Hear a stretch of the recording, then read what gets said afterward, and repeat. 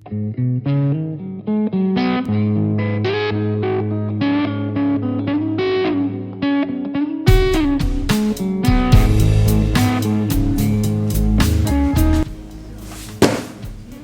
for another homebrew video. This is going to be the ingredients as far as the grains for our West Coast IPA. It's going to be 11 pounds of 2-row, 1 pound of Crystal 40, and 1 pound of Carapils. Okay, so here we're just going to go ahead and get our water chemistry down. We're going to be using 9.63 grams of gypsum, 6.3 grams of Epsom salt, 1.18 grams of salt, 1.09 calcium chloride, and 0.7 grams of baking soda. We did go ahead and get our hops measured out here, so you guys are just kind of seeing this sped up because it kind of gets boring, honestly. So here you go. Okay, and as you can see here, I'm having to hand crank the grain mill to crush all the grains. Of course, every brew day something happens that puts a little bit of a damper on your process, but we got them crushed after a lot of work, and you're seeing that here. I figured I would speed that up too because it took quite a while. Okay guys, we've got the water filled up. It's supposed to be 7.68 gallons. It's just right above 7.5, so we're just going to call it there. We're currently heating up the water there so we can mash. We're aiming for 152. We're currently at 130. We'll go ahead and just add this to our main water source here that we're going to use everything with, since it is brew in a bag. And the reason we're doing it like this is because we don't do like an actual sparge, or everything's done in one vessel, the mash and the boil and the all that stuff. So anyway, that's that. And yeah, with this one we did a different water profile than what we usually do, because we're usually brewing like a hazy IPA or something, and the chloride and sulfate ratio is a little different in this one. We want this one to be more crisp, and yeah, it looks like a cleaner mouthfeel rather than like super soft. So, all right, we're gonna get our basket in here shortly and then get the grains in and let it start mashing. Okay, we're now up to temp, which is 152. We're gonna get all of our crushed grains in, and then we're gonna go ahead and stir it and get all the clumps out, and make sure you have access to all those sugars. You don't wanna lose out on any of that. Just go through and stir it till you get everything cleaned out. Okay, now we're going to get the spoon out. We're gonna get our lid back on. And then, now we're gonna turn our pump on. All right, as you can see, the pump is on. Heat is still on. We're at 152, which is perfect, right what we were aiming for. And then we've got it to where it's circulating. Comes from here, runs into the pump, and then that circulates back up into the lid, where we will get a nice little like bath that just washes over those grains. So it's just a nice recirculating mash. So pretty awesome stuff. This is the claw hammer, just a standard kit, but we really love this thing. All right, and we are going to start our timer now for 1 hour, and then after we get done with the 1 hour, we will bump the temp up and get a boil started. All right, so we just finished our mash. We went for an hour. We did probably like a 10-minute mash out at 168. So we're gonna go ahead and rinse the grains and then start the boil. This is pretty hot.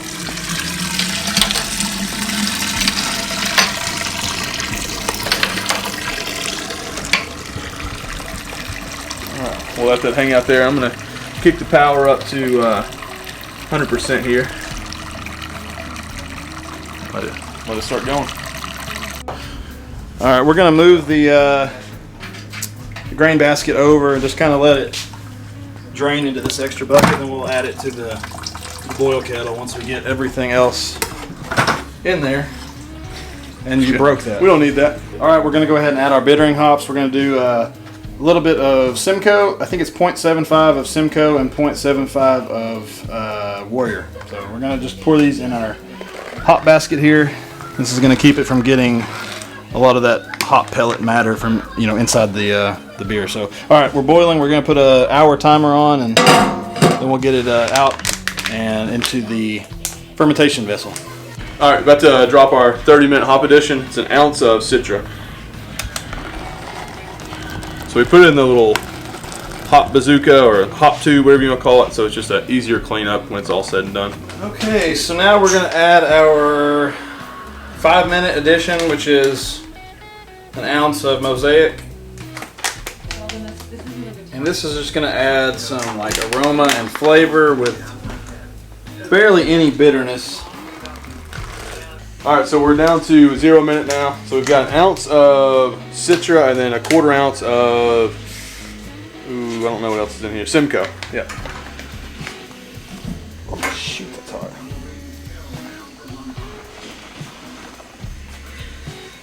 Okay. All right, now I'm gonna kill the heat. We've already got the pump circulating to get all that stuff sanitized. So we'll kill that. We'll start the cooling water here in just a few minutes. Okay, I'm going to save you guys from having to hear me slur words and stuff because clearly we've had too many beers while brewing this. So, yeah, we're about to rehydrate the yeast. This is a yeast we have not used before. This is a West Coast L yeast, and it's by a brand that I don't know how to say their name. But we're going to add the yeast packet into 100 milliliters of water, and then we're going to stir it, and then we're going to wait 15 minutes before we add it into the wort. All right, we got our buddy Jared over there turning the water on, which is going to start the circulation into the plate chiller to start cooling our wort down so we can pitch our yeast. All right, so we have our wort running through here, through the pump, and then it's running through this plate chiller, which is going to chill it down to pitching temp. And then it's got a hose that's going to have our release for the water that's coming from the faucet. And you can see how quick it's dropping. So we'll drop it down to about 70 degrees, and then we'll get our yeast in there. Okay, we're going to go ahead and get our wort transferred over to our fermentation bucket, and then we'll go ahead and pitch our yeast. So we're just going to use our pumps here and transfer it that way. Just turn the pump on, and there it is. Nice looking color. It looks like a West Coast IPA. The caramel malt is definitely showing up. All right, we'll come back once we pitch the yeast. All right, so this is our rehydrated yeast here. This is our West Coast L yeast. You can go ahead and add this to the wort, which is chilled down to about 75 degrees or so, 70-ish. Go ahead and just add it in there. All right, very anticlimactic, but there it is. Okay, here we're checking our original gravity, which is your gravity after the boil, before fermentation. We did come up short at 1052, so we're about 10 points off. It could be due to the grain mill and having to crank it by hand, or how tight the mill was set. It's not a big deal. You know, lots of variables when it comes to homebrew. So at this point, we'll be shooting for about 5.5%, and we'll just call this a West Coast-ish Pale Ale. So, you know, it's fine. You know, it's not what we wanted, but things happen, and we're going to roll with it, and we're going to still drink some good beer. All right, guys, it's been a long brew day. We've got our yeast pitched, and everything is ready to go. We just spent the last probably 45 minutes doing our cleanup, running our wash through the brewery system, and yeah, we're ready to go. I'll check you guys in once we get to the dry hop. So yeah, stay tuned. All right, guys, this is post fermentation. Fermentation went a little longer than we usually get. It went a little over 3 days, probably closer to 4. And yeah, we're gonna go ahead and check our final gravity and see what our alcohol content was. As you can see, the beer turned out really nice and clear, so that's good. It looks like our gravity's right at 1010, and we were shooting for 10-11. So yeah, we got a little bit better attenuation, which is always a good thing. This puts the beer at like 5.5%. So nice ABV for a pale ale.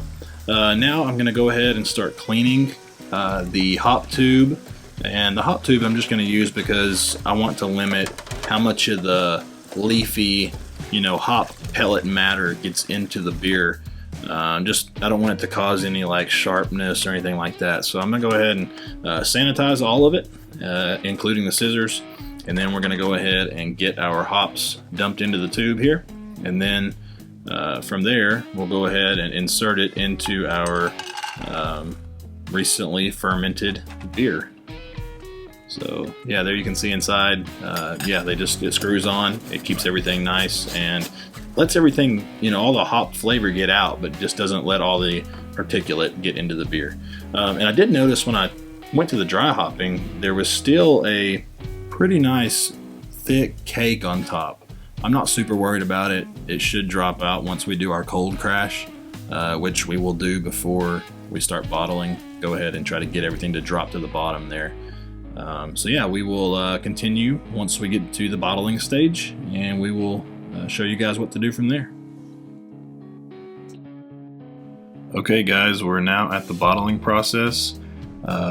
We have everything sanitized, and we're just going to use this bottle filler straight out of the bucket and fill each bottle, and then we're going to carbonate with carbonation drops. We had a really good success with those last time, so yeah, I think it's going to turn out great. We're really looking forward to trying this. You'll see that in the next segment. So here we go.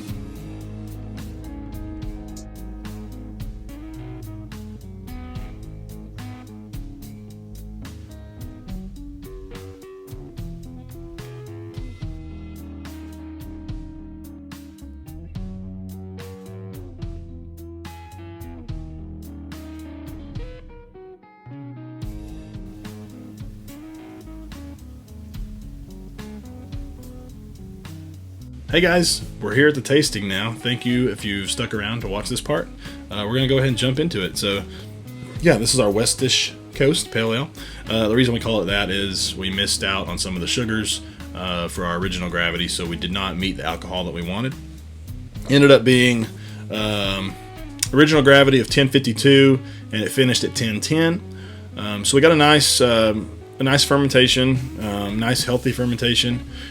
We just did not have all those sugars that we needed. So it ended up being 5.3%, pretty on par for a pale ale. So yeah, let's go ahead and jump into it. Yeah, come in at a nice amber color, maybe a little lighter. The camera kind of darkens it a little bit, so. Yeah, it's got a nice like bready malt, nice caramel sweetness in there. It's got a nice little citrusy hop aroma to it. Some orange, mainly grapefruit, I think, which I actually like how the caramel malt plays with hops, specifically the citrus hops. So, smells nice. Nothing off about it or anything like that. It's just citrusy, malty, nothing crazy.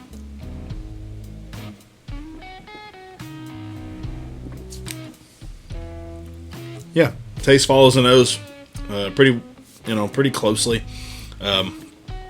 A little bit more malt character in there, or a little bit more crystal malt, I guess would be the better way to say. With it being a pale ale, I feel like that lended a little bit more sweetness to it than we originally wanted. But yeah, that's fine. Nothing crazy. It's just a easy drinking pale ale. There's nothing that's gonna blow your hair back. It's just an easy beer to just.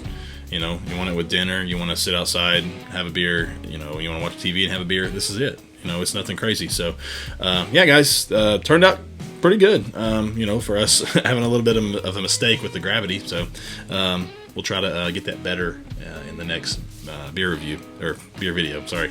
So yeah, guys, hopefully you enjoyed the video. If you did, make sure and like this video and leave a comment for us so we know, to keep doing these homebrew videos. They're fun to do, they're fun to shoot, they're fun to edit. So yeah, it's just a fun process all around, and we want to get better, so we're going to keep perfecting our craft and yeah, keep making good beer. So all right, guys, we'll see you in the next one. Cheers.